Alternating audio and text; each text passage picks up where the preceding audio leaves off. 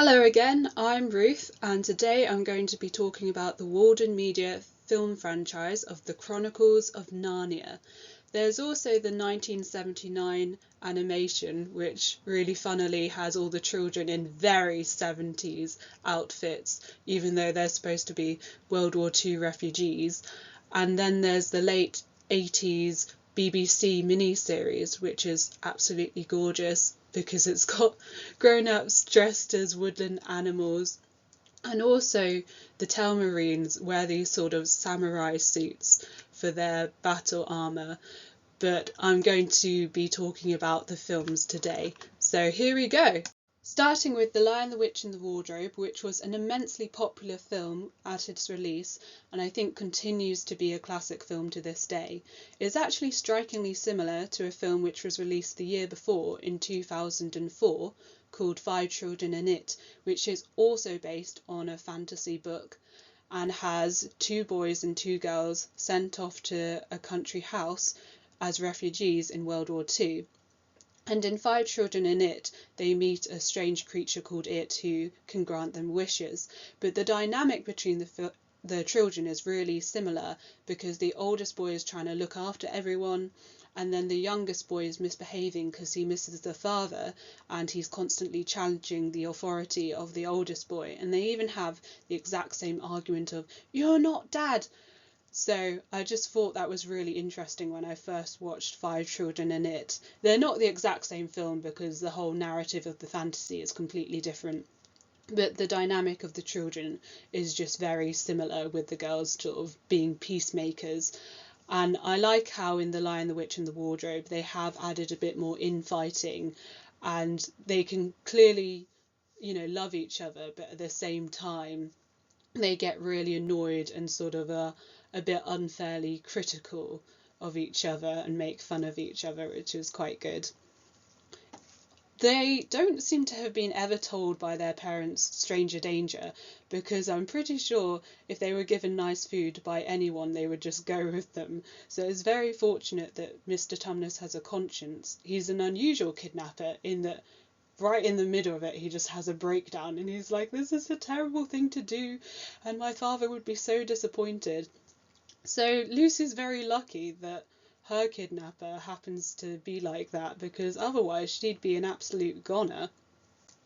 And they're just really into food. Like, I think it was the sardines that got her.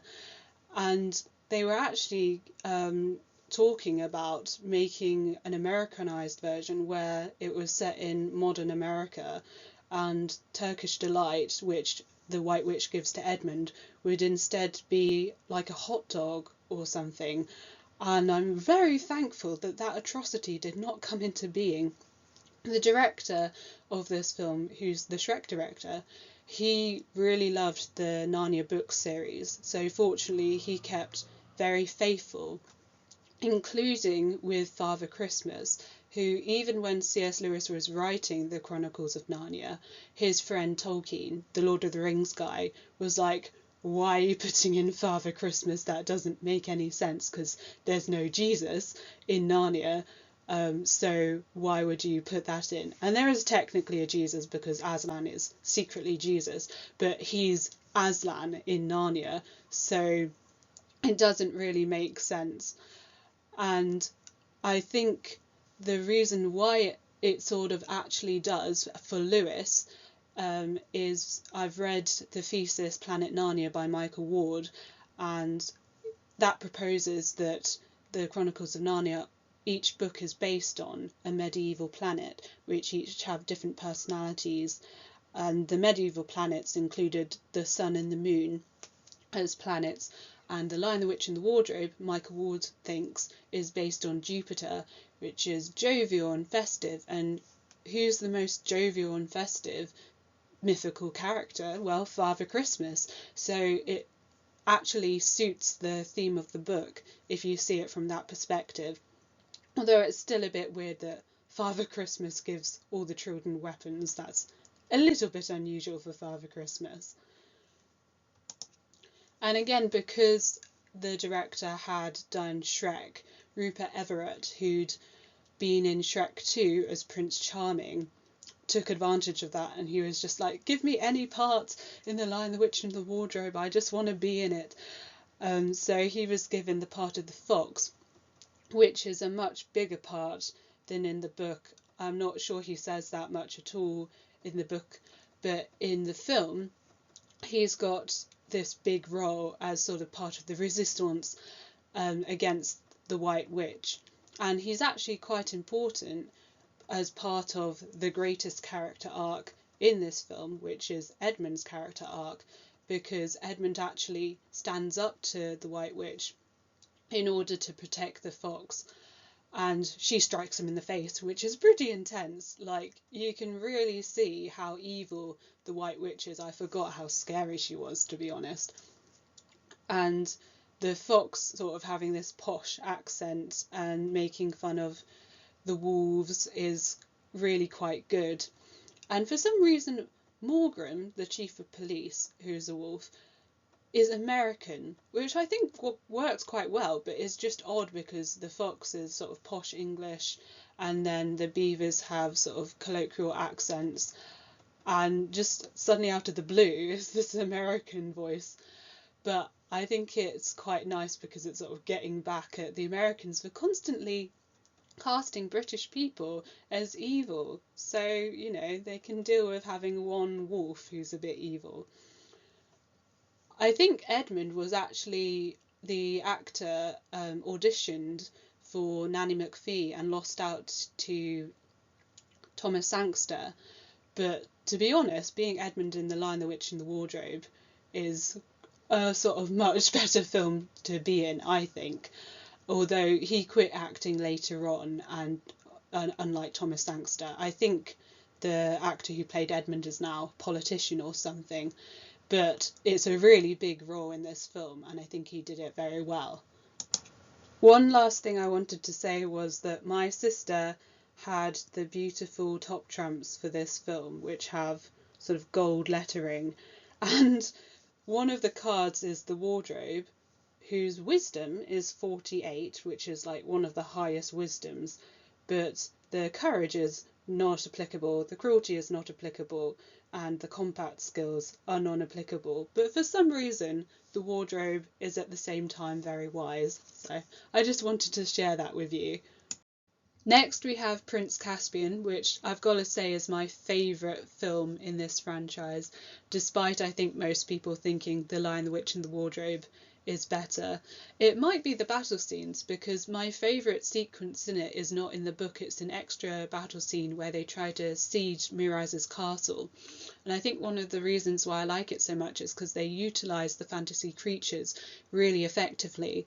Like, they approach the castle riding griffins, and Reapercheap and his mice sneak in through the ropes, and they also ride the centaurs, whilst the centaurs are also warriors themselves. So I think that's done really well, and probably the siege would have worked had Dr. Cornelius not been so foolish and told Caspian that Miraz killed his father. That makes Caspian go against the plan and confront Miraz, and to be honest, I would have just killed Miraz. It would have ended a lot of pain. He literally wants to make the Narnians extinct, like, he's not going to stop, you just need to kill him. But for some reason he doesn't, and then it kind of ruins the plan, and it's a big disaster. It's really tragic, and I think it's very poignant in the film.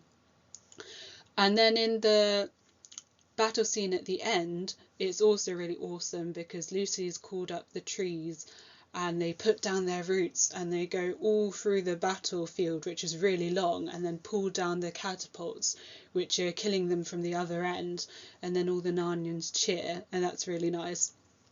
I don't really like how the dryads look that much, as opposed to the BBC version where they're these flower power hippies, but in this they're kind of just sentient trees with no faces, and then separately there's these petal people, which I'm also not that keen on because it's very CGI. And in the battle as well, their plan seems to be to go back into Aslan's Howl and then destroy the infrastructure from the ground, and then there's these flaps that open up, fortunately, but in real life, I'm pretty sure they would just kill themselves by having the ground collapse on top of them. So I'd always found it quite funny when the perfect straight flaps just open up and somehow they can ride out and come at the Telmarines from either side.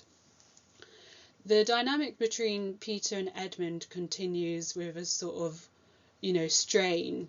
They get on much better, and Edmund's totally behind Peter in Peter being High King, but at the same time they've almost swapped roles because Peter's suddenly a bit of a jerk and Edmund's actually quite sensible. He's, knows from his experience with the White Witch in the first film the right way to go about things. He's not going to be silly anymore.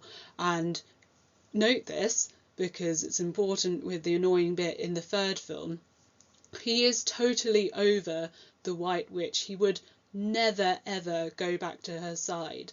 This is proved because instead of like in the book where they don't even really draw the circle and actually try and get the White Witch back, instead the children come upon Prince Caspian as he's trying to be forced into negotiations for the White Witch. Instead, in the film, they get much closer and actually draw a circle and have the White Witch, Tilda Swinton, appear and then tempt him, and they get much closer to it actually happening. In the book, they're all like, no, like all the children like, no, this is not on. Caspian's like, no, I'm not going to do it, and then they have the fight. But in this, they show, it's much more interesting emotionally actually. Caspian is so desperate, he's actually thinking, oh yeah, maybe I should. And it gives Knickerbocker a bigger role as well, which is good because they have Warwick Davis and they also have Peter Dinklage as Trumpkin, which is amazing. Although he plays it a bit more sort of bitter and depressed than I'd imagine from the book, but it also makes sense because they're in a really horrible situation. Him, Knickerbocker, and Truffle Hunter have just lived in hiding in a tree for ages because the Narnians are supposed to be extinct because Miraz is such a tyrant. So probably his tone makes more sense for trying to do a realistic version of this book. The only thing I'd say is bad about this film is the really awkward Susan Caspian romance, which just isn't well developed at all. They kind of look at each other. Susan doesn't even really smile that much at him. She's just kind of like, oh yeah, he's kind of hot. That's nice. And then he seems to like her with about as much depth as well. And then for some reason they kiss at the end. And I get that they were trying to like add romance to this film. I guess they thought that that was the one thing that was missing from a heavily action-filled film. But to be honest, I could have really done without it. And it doesn't make sense with the way they portray Susan in this franchise as well. Because in this franchise, instead of being obsessed with boys and wanting to be popular and go to parties like in the books, they have her be really sort of logical and like she's overly interested in studies, and she doesn't really appreciate Narnia when she's there, not because she's frivolous, but because she's overly serious about life. And that's the way they've done the problem of Susan here. Neil Gaiman sort of comes up with the problem of Susan because later on Susan stops believing in Narnia. And in this version they have her sort of not have her heart in it because she thinks this is childish, not because she's interested in boys and stuff, but because she's sort of maybe overly interested in studies. So having her have a romance doesn't really make sense. But nonetheless, both this film and The Lion, the Witch and the Wardrobe have great rewatch value because they're both very intense, like the stakes are high, but there's also a lot of humour. And my sister again had the DS game of Prince Caspian where you could sort of fight the Telmarines by using your stylus and drawing different shapes, so that was always really fun whenever she actually allowed me to play it. So now, sadly, we come to The Voyage of the Dawn Treader, which killed this franchise. And I think one of the first indicators that it's going to be less good than the first two films is that Caspian's suddenly British. Like, he doesn't have his perfume advert accent anymore. And Ben Barnes has actually said that he wanted to keep the accent, but was forced to use his own accent. And as a kid, this confused me so much. I thought they'd recast the character because he had a beard and no fake tan anymore, but I slowly realised, oh yeah, it's the same guy, but for some reason he's British now. So there's not a lot of continuity between Prince Caspian in the second film and Prince Caspian in the third film. And all the characters have really poor story arcs as well. They're about the level of the Susan Caspian romance, to be honest. Like Edmund, he's just having a straight repeat of the Peter Caspian rivalry from the second film. And even though his actually has more basis from the books, for some reason, the way William Moseley played it in Prince Caspian, you really bought into that he and Caspian hate each other because, you know, they're a similar age. One of them is trying to prove that he is still king. One of them is trying to prove that he can be king. So you get why they would start to hate each other. Whether Edmund and Caspian had no beef in the second film, and also the way that Edmund starts to be haunted again by the thought of the White Witch doesn't make any sense because, as I said, he would never go back to being on her side, so that's not really a worry for him. And the reason why it comes back to haunt him in the film is because instead of being nice and episodic like a road trip type film, which the book is, this film tries to make a whole narration from the green mist, which looks like cartoon farts and is kidnapping people. So instead of the story being going out and finding the Seven Lords, Caspian's father's friends, who Miraz sent away when he was taking over the kingdom, instead of that, it's finding the Seven Lords just so they can get their swords off them, and they can, sort of like in a video game, take all the swords and put them on Aslan's table, and then the green mist will magically disappear, which I guess is more deep magic, but it's not really very engaging as a narrative. And what I think they should have done is really pull out the two greatest narratives from the book, which is the abolishment of the slave trade on the Lone Islands and Eustace becoming a dragon. Eustace is done very well, thankfully. He sort of pushes this film from being a terrible film to an okay film. He's very whiny. He sort of keeps saying how he's going to call the British consul and tell them that Caspian has kidnapped him. And you also get a bit of over narration with his diary. You can hear him talking as he's writing about how much he absolutely hates everyone, including his two cousins, Edmund and Lucy, even though Lucy's being really nice to him. And Lucy really suffers as well, which I'll talk about later. I don't really like the way they do Eustace as a dragon visually. I really don't like the colour orange. I always imagined Eustace as a dragon being iridescent purple and green, but that is very specific. I much prefer the animatronic dragon with the beautiful smoke coming out of his nostrils from the BBC version. It's really beautiful. And it's really sad as well, the way the dragon starts crying because it feels like a real dragon who's suffering, which Eustace is. He's suddenly having to face trying to connect with people. It's never been important before for him to connect with people, and that's how Reepicheep being really kind to him when he's become a dragon actually means a lot to him later on. And then Caspian, his narrative in this film is having daddy issues, and I get that he was very sensitive about his dad in the second film, but when the green mist starts showing people sort of their greatest fears, and what Caspian gets shown is his father saying how he's disappointed in him, it doesn't really hit me very well because we've never seen Caspian's father before. So this guy who just looks vaguely like him telling him off, I don't really feel for Caspian in the way I would if, for instance, Dr. Cornelius came back and said that he was disappointed in him. We're not really told where Dr. Cornelius is. There's quite a few new characters on the crew. And they could have had a much bigger role had they done the abolishment of the slave trade on the Lone Islands as a bigger part of the story.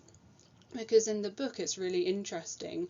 They go to the Lone Islands and they don't realise that it's become a slave trade. So they all get captured, and Caspian actually gets bought by who turns out to be Lord Byrne, one of his dad's friends. And Lord Byrne realises he's Caspian because he's so like his dad, and then they come up with a ruse to convince the governor that they have a big army and they're going to retake the Lone Islands, and they sort of trick them into giving them back the islands so that they can abolish the slave trade, and then they save the children. But in this it's all played for action, and not very good action, to be honest. The action is really hard to follow.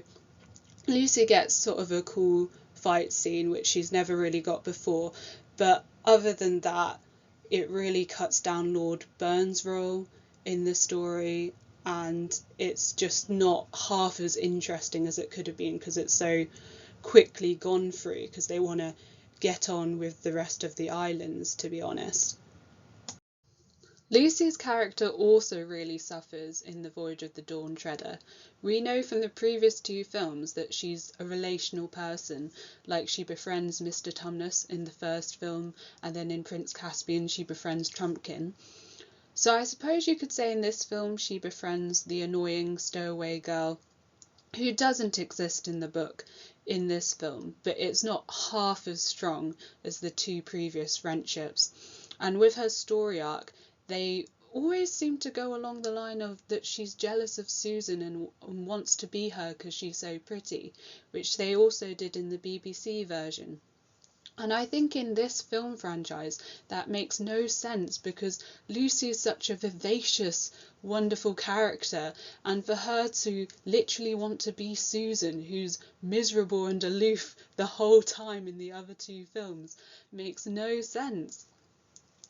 But I think that's what they always tend to go with when she goes to Coriakin's spell book, and then she uses the spells, and then she, in this film, actually takes one in order to become Susan. And then there's a cameo with Peter and Susan because Lucy literally becomes Susan, and it's kind of a nightmare. But I think it was actually too much of a cameo. As much as I love the first two films and like a throwback, for some reason it being that way of bringing them back I really didn't like, because I don't think that Lucy would be that desperate to be Susan, at least not the version in the Walden Media franchise. And I think what they should have done instead was have her do the spell, which is in the book, of when she eavesdrops on her friend talking about her to another girl at her school, and they're basically just bitching about her and her friend doesn't stand up for her, and she has to sort of deal with the sense of betrayal because Lucy's such a good friend. So for her, someone betraying her behind her back, that would be something genuinely difficult to handle, rather than throwing in this sort of caring about how she looks all the time, which has not been mentioned at all in the first two films, so doesn't seem like a big part of her character. Overall though, I am excited that Netflix has the rights to all the books now, because we've never seemed to be able to get the whole series before. I would have preferred if they were intending to do stop motion, because I think it's such a whimsy franchise that it would look beautiful to have stop motion Pegasuses and centaurs, and you could really get creative and stylize them. There's only so much you can do when you're making everything absolutely real. It just has to look like a real horse with a man on top of it for a centaur, or a cow or a bull on top of sort of goatee legs for a minotaur. It's not quite the same as a beautiful animation. Or they could even do different animation styles for each story, because each story is a completely different flavour. It's almost like a different genre as we go through the books. Like, for instance, one of my favourites is The Magician's Nephew, and that's going back a few generations to sort of the Secret Garden, the Treasure Seekers.